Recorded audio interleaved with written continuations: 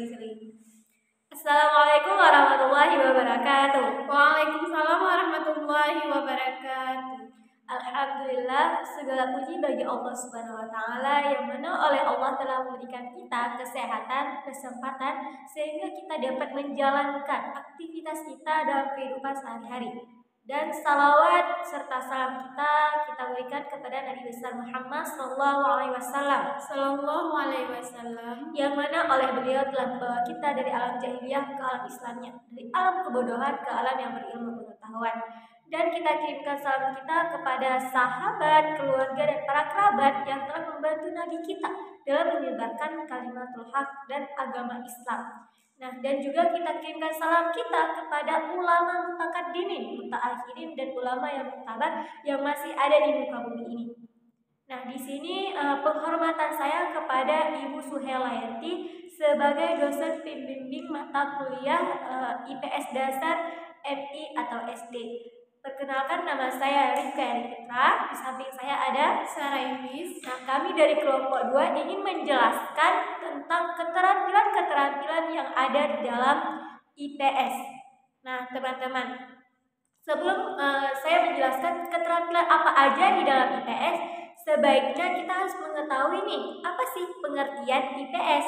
Nah, ilmu pengetahuan sosial menurut Umar adalah ilmu pendidikan sosial yang merupakan bidang studi yang merupakan kombinasi atau perpaduan dari beberapa mata pelajaran seperti geografi, ekonomi, sosial, politik, sejarah, antropologi, dan ilmu-ilmu sosial lainnya.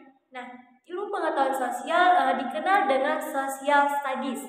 Nah, yang mempelajari tentang manusia dengan segala aspek kehidupan dalam bermasyarakat. Nah, IPS juga mempelajari tentang bagaimana hubungan manusia dengan lingkungan sekitarnya, teman-teman. Nah, IPS ini juga memiliki tujuan. Menurut Bruce Joyce ada 3 tujuan dalam IPS. Nah, yang pertama ada humanistic education. Nah, tujuannya mampu membentuk anak didik untuk memahami segala pengalamannya dan menjadikan anak didik untuk lebih memahami kehidupan masyarakat. Nah, yang kedua ada citizenship education yang tujuannya untuk mempersiapkan anak didik agar mampu berpartisipasi secara efektif dalam kehidupan masyarakat. Nah, yang ketiga ada intellectual education. Nah, tujuannya itu supaya anak didik memperoleh cara menyelesaikan masalah diri sendiri dan juga masalah yang ada di lingkungan sekitarnya. Nah, kita juga tahu nih pengertian dari IPS, tujuan dari IPS. Nah, sekarang kita harus tahu di dalam IPS ini ada beberapa keterampilan. Nah, yang pertama itu keterampilan mental. Keterampilan mental adalah kemampuan individu yang tidak terlalu memikirkan dirinya sendiri, tetapi lebih memikirkan pandangan-pandangan orang lain yang dapat mengubah individu tersebut belajar bagaimana cara menceritakan pengalamannya dengan lebih baik dan menjadikan individu itu dengan mudah bersosialisasi dengan masyarakat lingkungannya. Nah, yang kedua itu keterampilan personal. Nah, keterampilan personal merupakan suatu kepribadian yang dimiliki oleh individu. Seperti contohnya kemampuan motorik. Nah, seperti contohnya itu lagi kan kemampuan motorik. Contohnya seperti rasa percaya diri. Nah, rasa percaya diri untuk berbicara dengan orang lain dan lingkungan masyarakat di sekitarnya. Nah, keterampilan yang ketiga yaitu keterampilan sosial yang akan dijelaskan oleh Sarah Yulis. Baiklah, saya akan menjelaskan tentang keterampilan sosial. Keterampilan sosial adalah keterampilan berinteraksi, berkomunikasi, dan bersosialisasi dengan masyarakat.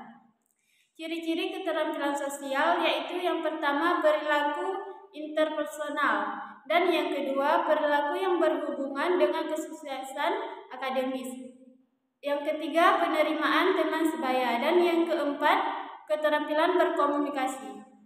Kemudian ada aspek-aspek keterampilan sosial. Aspek-aspek keterampilan sosial yaitu yang pertama hubungan dengan teman sebaya, yang kedua manajemen diri, yang ketiga kemampuan akademis, yang keempat kepatuhan, dan yang kelima perilaku asertif. Kemudian ada faktor-faktor yang mempengaruhi keterampilan sosial, yaitu yang pertama keluarga, yang kedua lingkungan, yang keempat kepribadian, yang kelima rekreasi, yang keenam pergaulan dengan lawan jenis, yang ketujuh pendidikan atau sekolah, yang ke-8 persahabatan atau solidaritas kelompok, dan yang terakhir ada lapangan kerja. Kemudian penghambat keterampilan sosial yaitu ada 4. Yang pertama kekerasan fisik, yang kedua penelataran anak, yang ketiga kekerasan seksual, dan yang keempat kekerasan emosional. Nah, kemudian bentuk-bentuk keterampilan sosial yaitu ada 3. Yang pertama shift relative behavior, yaitu perilaku sosial yang muncul karena adanya pertimbangan dan penghayatan yang ada dalam diri individu. Dan yang kedua, tag relative behavior, yaitu perilaku sosial yang dituntut dengan wajib mendapatkan penghargaan sosial. Contohnya seperti menolong orang lain. Dan yang ketiga ada environmental behavior, yaitu perilaku sosial yang terjadi antara 2 orang atau lebih yang saling berkomunikasi dan berinteraksi.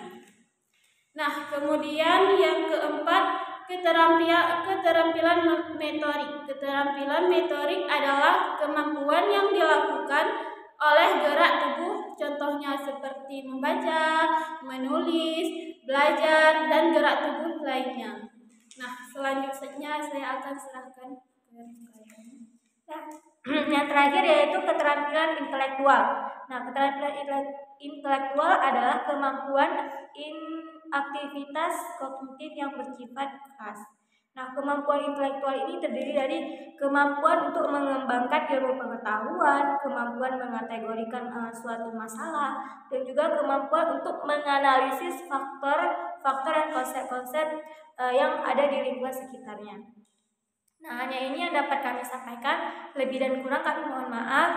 Kami akhiri, wabillahi taufik wal hidayah. Wassalamualaikum warahmatullahi wabarakatuh. Kalau apa enggak kira-kira?